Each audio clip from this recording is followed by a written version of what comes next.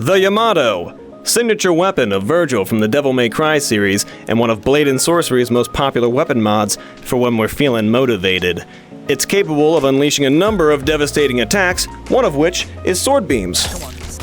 The ability to fire beams of light to dismember enemies at a distance. That's unfortunate for that guy. I kind of feel a little bit bad. Anyway, if you didn't know, Genix106, the mod author of the Yamato, actually has a separate mod called Sword Beams that allows you to apply the Sword Beam module to any weapon you want, be it from the vanilla game or a mod for the game. And on the mod's Nexus page, they have included a tutorial on how to add it to a vanilla weapon. So today, I will be showing you all how to add it to a modded weapon for the game using this Incursion Sword from the Inquisitor's weapon pack made by Millicetius. Let's get to it.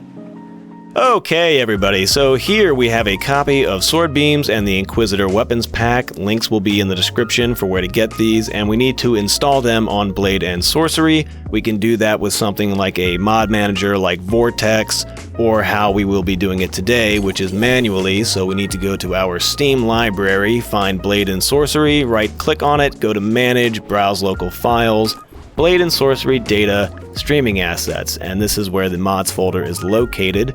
So now we need to open these zip files up with something like WinRAR, and we're just going to extract them to the desktop one by one. Go ahead and do that. And now we just drag them into the Blade and Sorcery mods folder. They are installed. So we're going to open the mods folder itself, scroll down until we find Sword Beams, and we're looking for this file right here, swordbeammodule.txt. We're going to open that with Notepad, highlight all of this good stuff, and just copy it and close out. Now we need to go back to the mods folder and find the Inquisitor weapons pack, and we're looking for item weapon incursion.json. This is the file for the Incursion sword. So we're going to open that with Notepad as well and find modules. Now it's going to have a bunch of stuff already in it, so we need to find collider groups. There will be a bracket with a comma and a curly bracket above that. We need to put a comma after the curly bracket, hit enter for some space, and we're going to paste in the Sword Beams module and save it. Now this is done, we can go back into the game and test out our new Sword Beam firing Incursion sword.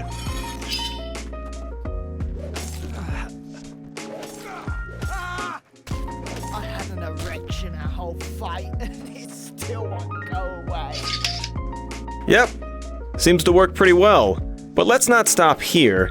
Let's customize this a little bit. Let's try to make these sword beams a little more fitting for a Inquisitor's weapon. A little more righteous. So here we are back in the file for the Incursion sword, and as you might be able to tell, I have already made some small adjustments, but I'm going to walk you through what each of these options allows you to tweak with the Sword Beam module, starting with projectile ID.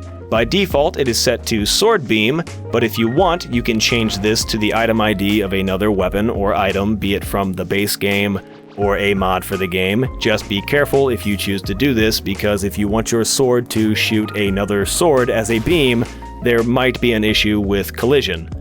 Activation button is set to trigger. You can change this to Alt Use if you want. Sword speed is how fast or how hard you have to swing your weapon in order to launch a beam. Beam speed is how fast that beam will travel once it's been fired. The beam damage is how much damage the beam will cause to an NPC if it doesn't dismember. Despawn time is how long the beam will stick around after it's been fired. Beam cooldown is the amount of time between when you can launch another beam. Beam dismember, simply whether or not the beam will take limbs off. Now, beam color is pretty self-explanatory. It's the color of the beam. Beam emission is the glow of the beam. We have red, green, blue, and A is the opacity. Any value higher than 1 will affect the overall brightness of the beam. So if you don't want to blind yourself, take a number between 1 and 255, divide it by 255, then take that decimal and insert it into any of these 3 places, and that should do you pretty good. For the opacity, 1 will be a solid color, and just about any decimal below 1 will make it a little more see-through. Same thing with the beam emission. I have gone and set everything to 15 because I want this beam to be a bright, white, holy, just destructive force. Okay. Beam size and beam scale increase. These can be a little tricky to mess with if you don't know what the X, Y, and Z values will change on the beam. I have taken a screenshot from within game, hopefully to better illustrate that for you all. With the X value, I like mine set to 0.3. It's a little bit bigger than normal. Y I set to 0.7, which is a little bit smaller than normal.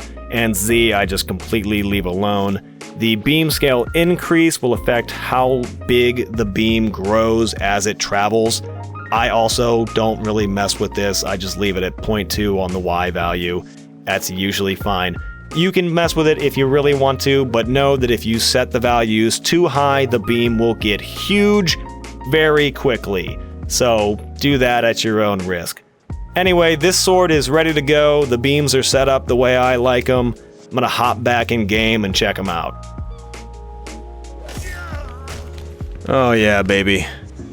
Now that is a sword beam of blinding, hot, righteous fury. Oh yeah, I love that. Okay. So, for a little bonus, I've also went and added sword beams to the sheath for the incursion, but instead of using a normal sword beam, I have replaced the beam with Yondu's Yaka arrow made by Lineca, and oh yeah. How about that?